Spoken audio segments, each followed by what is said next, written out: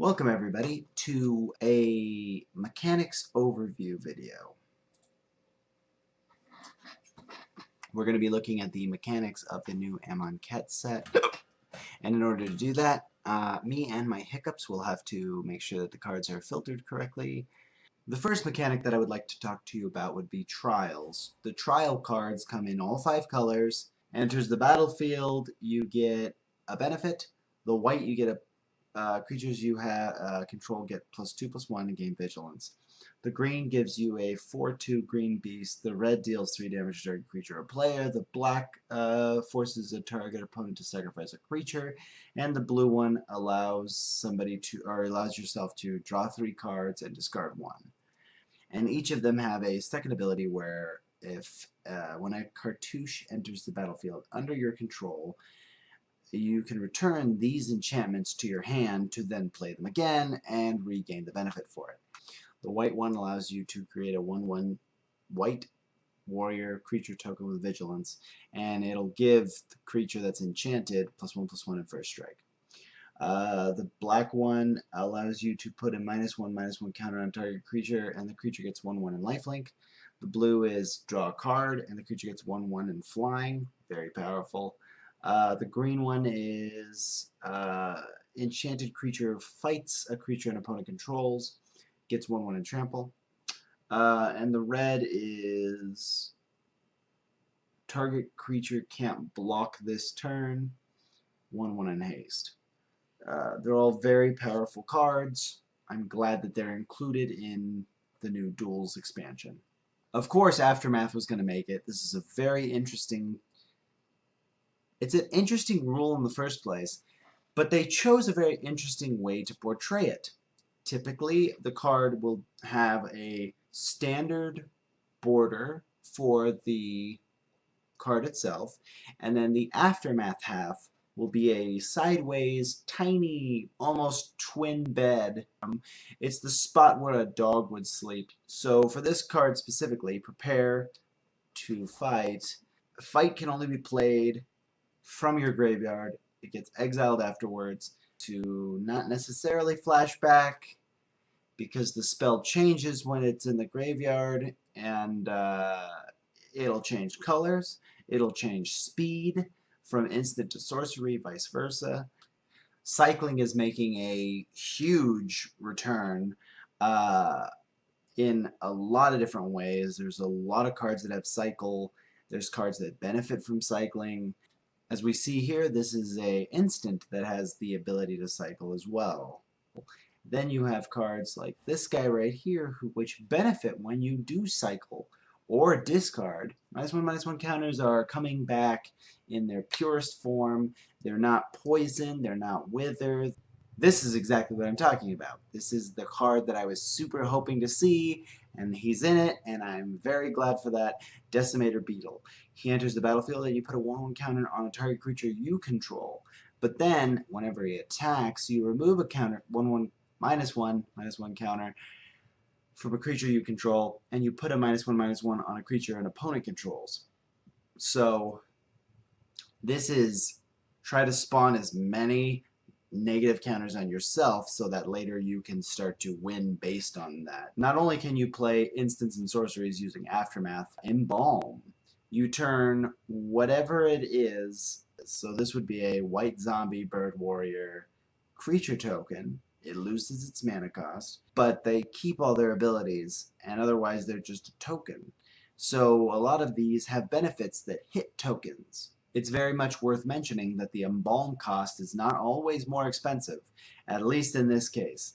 Embalm is too cheaper to get out the same creature. Exert is a new rule coming out, which I think has been a long time coming. I feel like Magic players in general have kind of thought this one through. I've been in discussions where we've basically given this exact rule, where the creature attacks, gives a little more oomph, so now it can't untap. But you see a huge benefit in it. This guy specifically was my spotlight, because he is ridiculous. Whenever Champion of Ronas attacks, you may exert it. When you do, you may put a creature card from your hand onto the battlefield. This is a turn 4, turn 5, 4 if you can manage to give this guy haste. Ulamog? Anybody? Anybody. Minotaurs made it back, so that's a thing. They are still chilling out just fine in red and black. And each of them have, this one specifically has what most people refer to as fire breathing, where you can pump up the power and the toughness stays B. Has reach because he's an archer, I guess, so it's there's a lot that wax on to the Theros feel. We now have gods of every single color.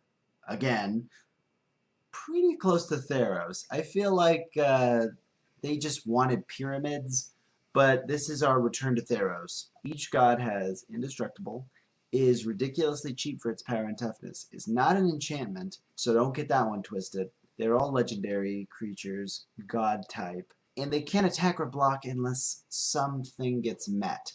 For the black one specifically right here is unless a creature died under your control. So, to make up for that, they have an ability, each of them do, that help their criteria get met so that they can attack or block. Blue requires 7 or more cards in hand, red requires 1 or less cards in hand. Green requires you have a secondary creature with power 4 or greater. White requires that you have 3 creatures other than the god. Much as with the Egyptian feel, a lot of zombies are white now. They have like a more of a graceful feel to it. They look mummy-esque. They're pretty much playing servant or like butler. They're not the crazy, gooey, nasty zombies that we're used to. Although those do exist, these ones also exist. These are kind of the more embalmed zombies. They went through the spa treatment of actually getting embalmed, so now they're just white, they're pretty, they have their own thing going on. Interesting take on death. I enjoy this because it kind of fits the motif a little bit. Each of the 5 colors are getting a legendary artifact, a monument, that allows you to cast creatures of the chosen color for 1 less, and whenever you cast a creature spell, something that is akin to its color triggers. You have the extort trigger here, pump spells, token creation. Another big thing that's going on with artifacts in this set is brick counters. Each artifact that has the ability to place brick counters has the baby ability, where something happens, it's neat. This is pay 1, you gain 1 life, you tap it. Put a brick counter on it. So then it has a secondary ability that says if you own 3 or more brick counters, something better happens. A more ramped up version of the previous ability. A few new lands are making it to the set. Desert type. Not surprising, we're talking Egyptian. Desert's around, there's plenty of it. Each of these are going to give a waste. They're not basic lands. They all have their own kind of ability involved, very wasteland-esque without being a waste. For some reason they didn't want to touch on the land type that they created in the previous game. That's up to them. That's fine. Real quick, because everybody cares about it, we're going to talk about Planeswalkers. Nissa, she's an X cost Planeswalker that gets a +2 of Scry 2, which is, if you leave them both on the top, after the next turn starts, you're going to draw 1, and now you know what the top deck is. The importance of that being her 0 is, look at the top card of your library. If it's a land or creature card with a converted mana cost less than or equal to the number of counters on Nissa, you may put that card onto the battlefield. So as long as you keep just going between her +2 and her 0, +2, 0, you will always know what you're top decking for the 0. Or if you just find a way to play her for ridiculously high, her -6 makes 2 5/5 elemental land flying creatures that you could basically swing flying for 10. Liliana, she got a reprint.